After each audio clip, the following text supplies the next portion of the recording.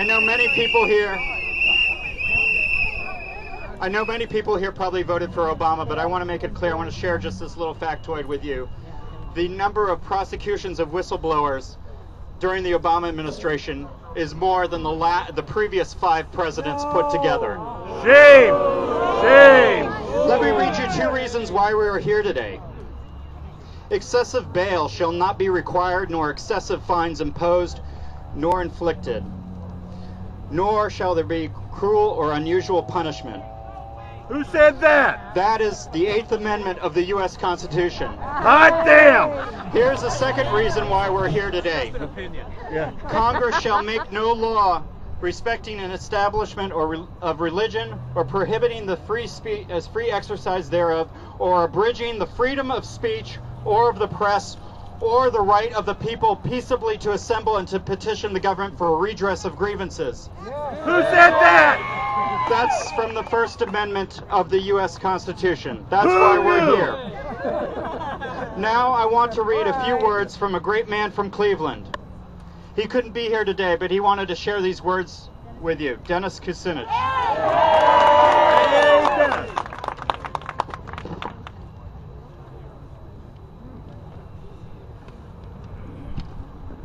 I commend your gathering today on behalf of Army Private First Class Bradley Manning, and possibly more importantly, on behalf of all those who stand for the freedom of speech guaranteed to each one of us by the Constitution of the United States. We cannot allow an erosion of our constitutional rights and the rights of people like Private First Class Bradley Manning. People who stand up for honesty and transparency should be acknowledged for their courage.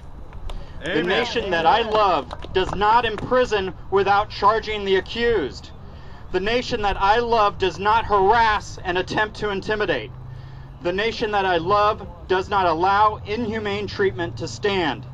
And the nation that I love does not allow fear to drive it to engage in the kind of behavior for which it condemns other nations. Yes. Amen. We unite today because we love our country and the documents that unite us as one people. Yes. We unite today because we will not stand by and watch as our democracy and the rights for which people like Private First Class Bradley Manning gave their lives are trampled into the ground. Amen. And now, our first 2 speakers. I'll introduce the first 2. The first will be Zach Kohate, who came all the way from Louisiana to join us. Zach is a member of Iraq Veterans Against the War, served in the Army. And then after Zach, we will hear from Jeff Patterson, Director of Courage to Resist and a steering committee member of the Bradley Manning Support Network. My name is Zach Schote. Behind me are other members of Iraq Veterans Against the War, March Ford. I'm a member. I served with the Army from 2005 to 2008 honorably. I deployed from the Army's 10th Mountain Division, the most deployed unit in the Army, and during August of '06, that's when I deployed at the peak of the surge. During that time, I was wounded by a roadside bomb that nearly killed 5 of my buddies, and I was luckily enough the only one to take the blunt of it. After that, and seeing the mission that was going nowhere, there was no reconstructions, there was no efforts for the Iraqi people, and that's when I started to resist and started to come around and realize that these wars, you know, these are total. It's atrocious. This is illegal occupations, and we're here to stop that. And the one thing, I mean, Bradley Manning realized that, and he is a hero for that. He realized that the Iraqi people are not the enemy, and the enemy is actually here. And he is fulfilling his constitution, his constitutional oath by supporting and defending Constitution against all enemies, both domestic and foreign. And it just so happens here is the enemy, and it is domestic. And you know, as Pete was saying when he was talking about the Constitution, I mean, what does this even stand for anymore? When his rights are being violated on a daily basis? For nearly a year, he's been held in solitary confinement. And I mean, what is that? What is this Constitution even for anymore? Keep the mic. Sure. Good job, Zach. It's good. Come on. Good. Furthermore, I mean, you look around this crowd right now. If you're a veteran, you cannot tell the truth about what you saw in Iraq and Afghanistan. This is not our. This is our country, and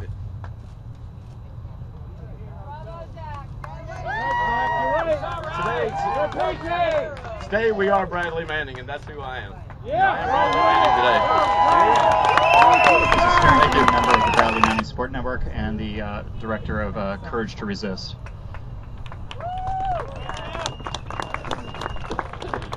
Thanks for coming out here, guys. Courage to Resist has been around for about 6 years, working with war resistors. Many people have heard of us back in 2006 when we spearheaded the campaign to defend the first officer to refuse to fight in Iraq, Aaron Watada.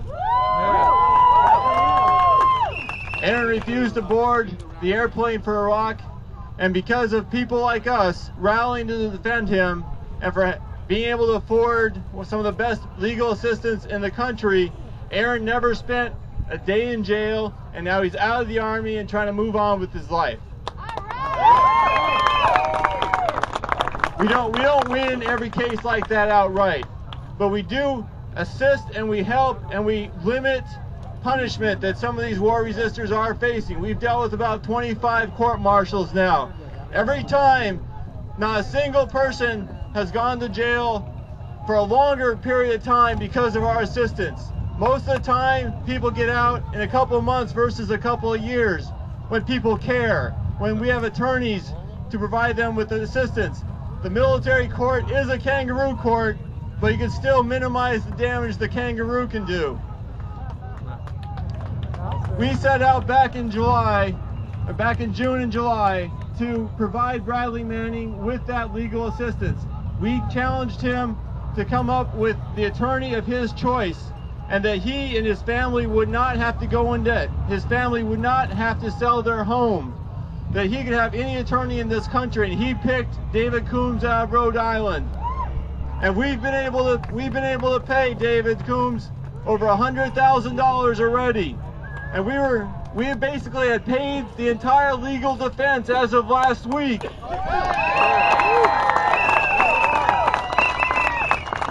However, then of course the military added more charges, most significantly the Article 104, aiding the enemy. We don't know who the hell the enemy is. We don't know how they were aided. I believe the enemy to the military is us, the public opinion of the United States and the world, which is really the only thing that could stop the U.S. war machine when it goes on the march. Because the Article 104 of the UCMJ is a capital crime, Bradley Manning is facing the death penalty today. The prosecutors have said they will not recommend death, but it is up to the convening authority, the Major General of the Army in charge of the Washington, D.C. area, to make that decision. We have to prepare for Bradley going at court-martial and facing the death penalty. If we do not do that, we are gambling with Bradley's life that a Major General will do the right thing in this case, and I'm not so certain that a Major General will. So politically, we need to step up and take this seriously. But legally, the legal team is going to have to hire a number of experts with legal mitigation in death penalty cases, and that's going to cost, unfortunately, another $50,000.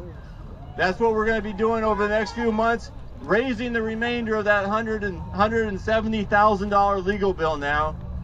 That seems like a lot, but attorneys have given the last 9 months of their life to this case, and they have expenses too. So that's our challenge. I went to jail. I went to a Marine Corps brig when I refused to fight in Iraq. And I know what it's like. I know what it's like to spend a week in solitary confinement. I was at the Marine Corps brig in Pearl Harbor. I was there in solitary confinement for a week. And I read I read the wording on my toothpaste container, because that's the only words in the cell. And I read that thing over and over and over again for a week. And I was happy to get the hell out of that hellhole and join the regular population and be treated like a regular inmate for the remainder of my staying there for refusing to fight in Iraq. And I cannot comprehend what it's like to be in that situation for 8 or so months now, of not being allowed any meaningful exercise. He can't do sit-ups, he can't do push-ups in his cell because the military says he could hurt himself. He can no longer have clothing at night. He can no longer wear underwear at night because the military says he can hurt himself. What the military is doing, they're using every available regulation that they have and applying it to Bradley all at once. The maximum confinement, the prevention of injury, suicide watch. Nobody in the military incarceration system is dealing with anything like that. And yet Bradley Manning is, despite no military psychologist, no military mental health professional has suggested this. Every military health professional on staff at Quantico have recommended to the base commander they be taken off of these restrictions, and yet the base commander continues to impose this extreme pre-trial illegal punishment on Bradley. He wants to be a Major General. This pre-trial confinement is only supposed to do one thing, according to the Uniform Code of Military Justice, and that is to ensure the defendant appears at court-martial. And we know that it's going way beyond that, and we know it's a form of torture, like you're saying. Yeah. And that is why we're out here. We're not going to give up on this case. I think we've done about 30% of what we need to do to actually free Bradley. I think it's possible. I think we can do it. It's going to take a lot more. We have a pre-trial hearing that's going to be open to the public. We need to demand to be in that courtroom and force the military to accommodate us. We're expecting that to happen in about May or June. So we're going to be back here. And the actual court-martial, we're expecting to happen in November or December, towards the end of the year.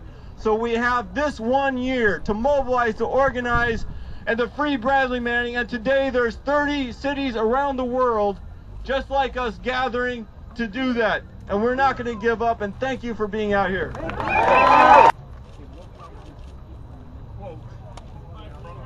I want to quote from a letter I recently sent to President Obama on this situation.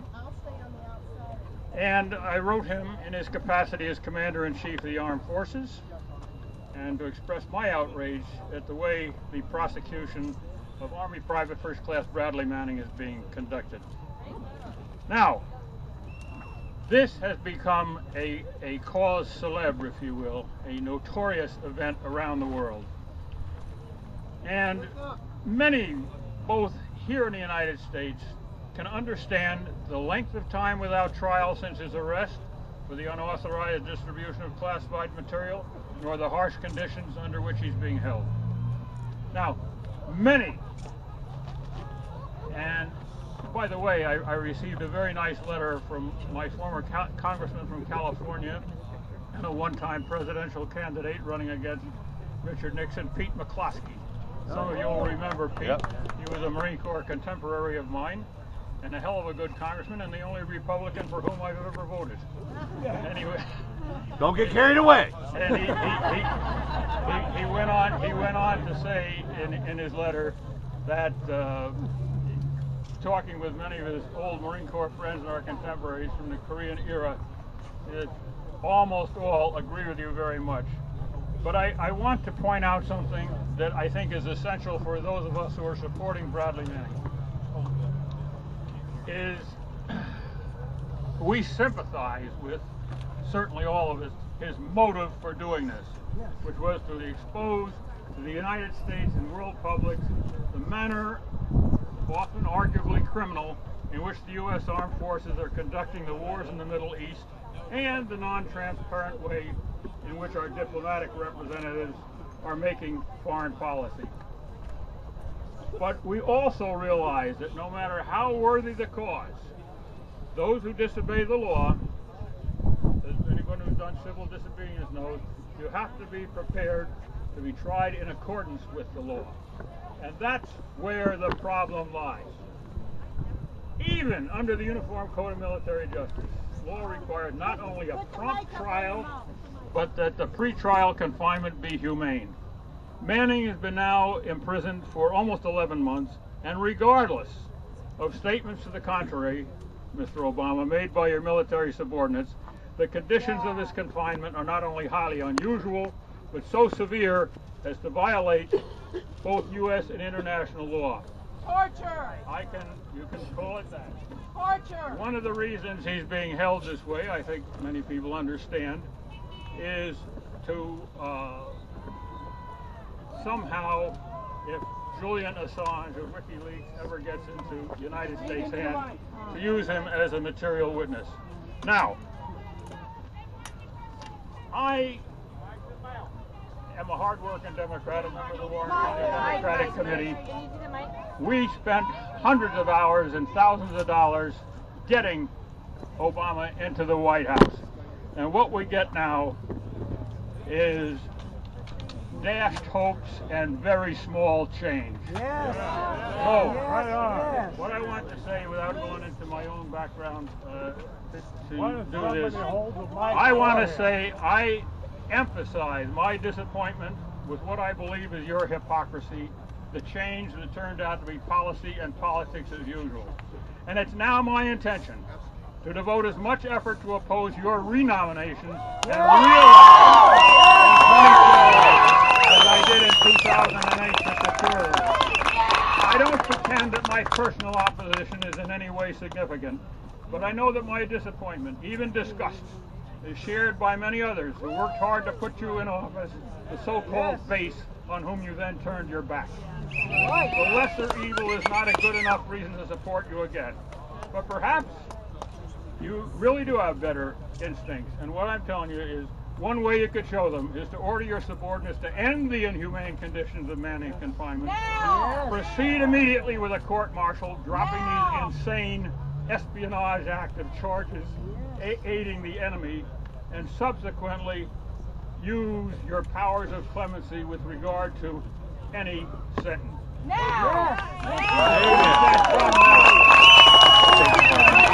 protest of the invasion of Iraq. That horribly immoral and illegal invasion happened 8 years ago yesterday. And then, after Ann, we will hear from Elaine Brower, a military mom who comes from not quite as far away, Staten. First, here's Colonel Ann Wright. Thank you, Pete. Thank you, Pete. And it is so good to be here, to be right here outside the gates of Guantanamo North, of Quantico. I mean, for God's sake, what are we doing in this thing?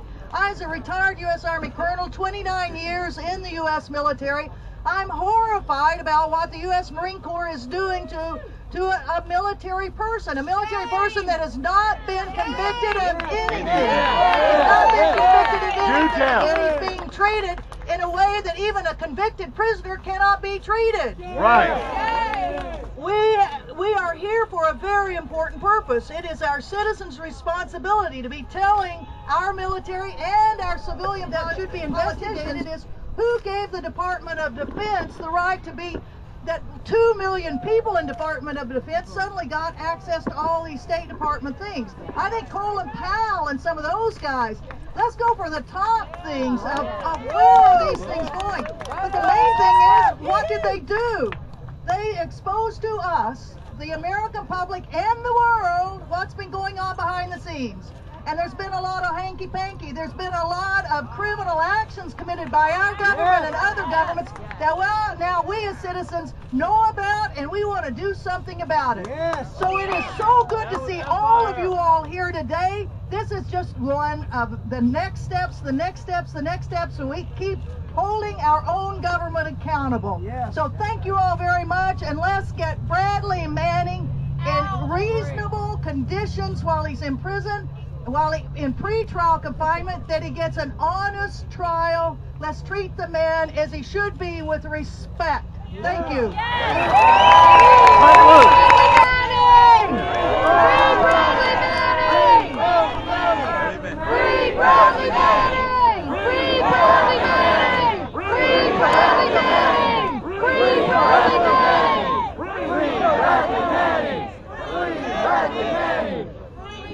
Renee Brower, and I come from New York City, and I think what Pete was trying to say is Staten Island. My son served 10 years in the U.S. Marines, and he deployed for 3 combat tours as a grunt. He served with the 15th Marine Expeditionary Unit, part of the Tip of the Spear, the first Marines into Afghanistan. He recently said to me that he took an oath to uphold and defend the Constitution, that he was willing to die because of that oath, that he saw his buddies die for it.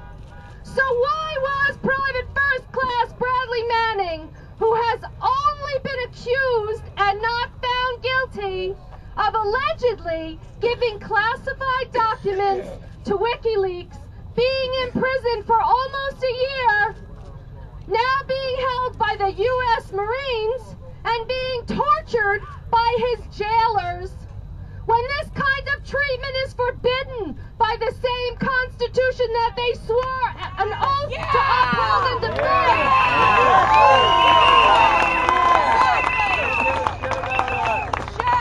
When he said this to me, I had no answer, other than this was cruel and unusual punishment inflicted by those who forgot that they serve the American people, not those issuing orders to commit crimes against the American people or humanity.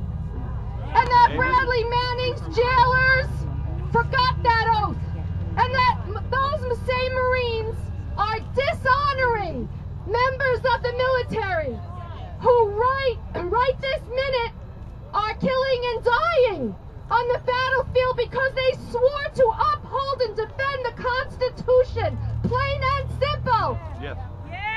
As for myself, seeing what heavy combat did to my son breaks my heart. And now watching what our own government and our own military is doing to Bradley Manning breaks it even further.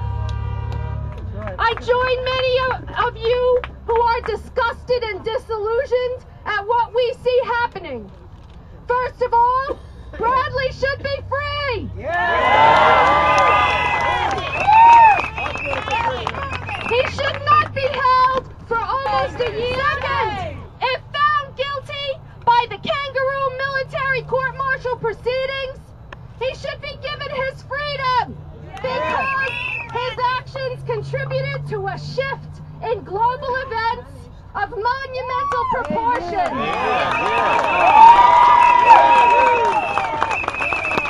Where people have thrown off the chains of dictatorship, tyranny, and oppression to embrace each other and the human rights they deserved and craved for so long. Third, Bradley Manning should be recognized as a true global hero.